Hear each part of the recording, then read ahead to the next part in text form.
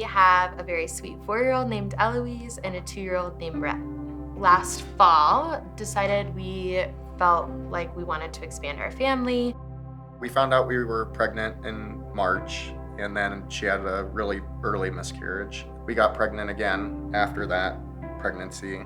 We had 2 healthy ultrasounds. We told the kids, which was so fun.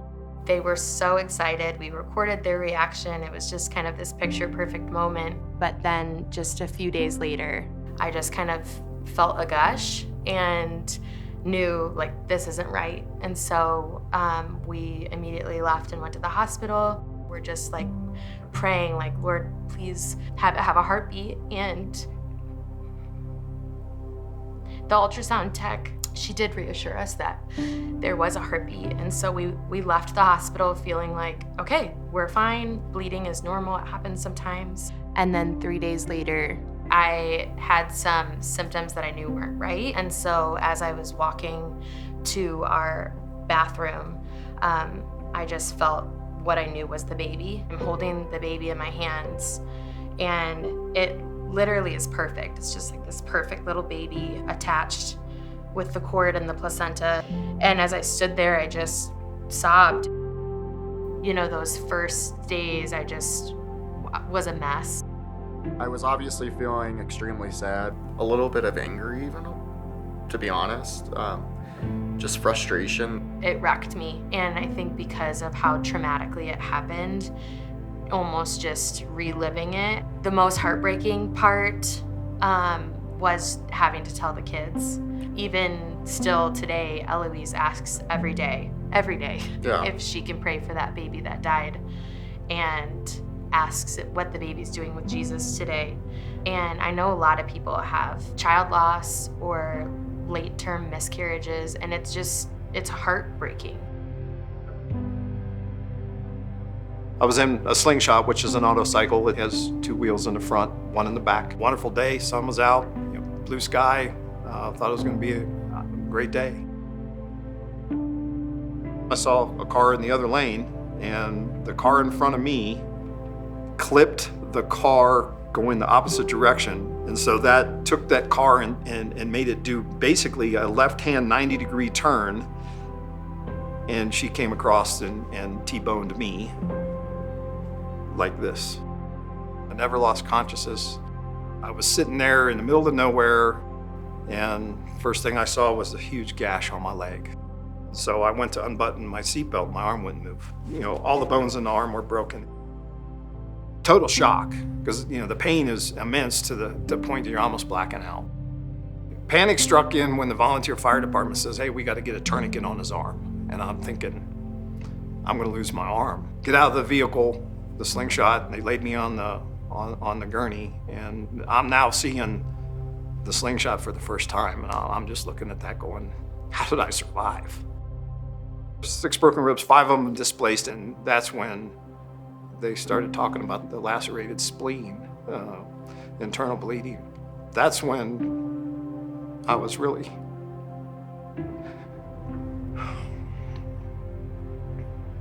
scared that I would probably never see anybody again.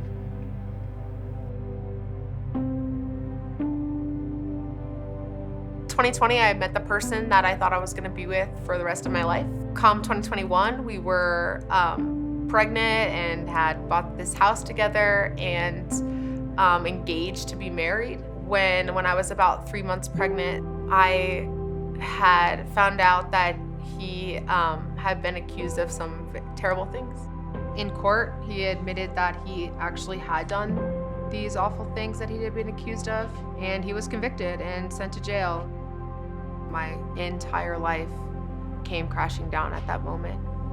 It was just a very, very dark time when, you're pregnant and you're supposed to be celebrating it and you're supposed to be just this happy, glowing person. I felt the exact opposite. I was losing friends and neighbors.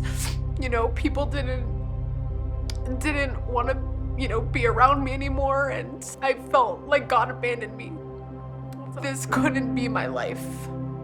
I just wanted to die, and I didn't think my baby should be living in this type of situation, and couldn't imagine him coming into this world like that.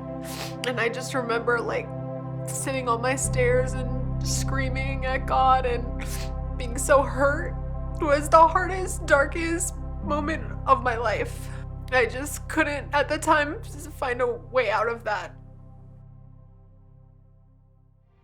Something just told me, I guess, I don't know what it was, but something told me I would find solace in going to church that weekend, and I went and found a pastor there to pray with me and kind of gave him the story of what was going on in my life. And I really feel like that interaction saved me. I feel like without that happening, I wouldn't be here today and my baby wouldn't be here. You know, just one prayer after another, the room was getting brighter. And I could see a way out, and I could see myself being a single mom and doing this by myself. God was there every night when I was alone. He was there when I gave birth and saw me through that. Continues to still show up for me even after a year later. I'm still struggling. I'm still alone, and I feel like he still comes through for me in so many different ways, personally and through other people. The best part of all this is that I did get this baby, and God did trust me with him. I thank God every day for him. You could see where I got hit by the car on my left side. I mean, we're talking a quarter inch. Another quarter inch, it would have just shattered my torso. Thank you, Lord, for the instinct to turn. Thank you for pushing me, whatever intervention happened, so I didn't take that direct hit. It was more than me, I know that. And while I was in the ER, They told me that the bleeding of the spleen stopped on its own. and even after the accident, God continued to show up in the recovery. Couldn't even sleep in a bed. I couldn't lay down. I can walk on my own, but I can't do anything else. Can't even take a shower. Every time I would pray, I would feel a relief that, hey, it's going to be all right. It's going to be okay. Yeah, this is going to be a difficult time. It's not going to be easy going through this recovery, but it's going to be okay. God's fingerprints were in that whole mess. You can have anger and grief, all of those emotions. Don't take that all on yourself. We believe and have a relationship with God so that you don't have to take all of this on your own. You can walk through this in faith that God's going to get you through this. God has shown up. He's giving us peace. He's giving us, just hope and making us feel comforted. In September, we found out we were pregnant again. We saw a healthy little heartbeat. So baby looks great and is growing, and the kids know now. Although we're excited, I'm very nervous. This isn't a perfect story wrapped up in a bow yet, and that feels really nerve-wracking, but I know that God's got us. Every day, I thank the Lord for where I am today. June 2nd, 2018 was the worst day of my existence.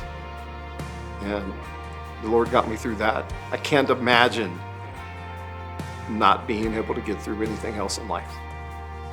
There are going to be other situations that we run through. That's part of living in a broken world, that things like this happen, and just maintaining that relationship with Jesus and continuing to walk with him and continuing to pray. Just seeing God's faithfulness throughout such a hard time, I know that he's got us. It's important to just come back to God and just remember that he's always there no matter what, even if you feel so alone and you're the only one, that he's there. And we can get through anything with him. Now I will build an altar and stack it stone by stone, 'cause every Ebenezer says I've never been alone. My faith will surely falter, but that don't change what you've done. 'Cause every Ebenezer points to where my help comes from. Oh, every Ebenezer points to where my help comes from.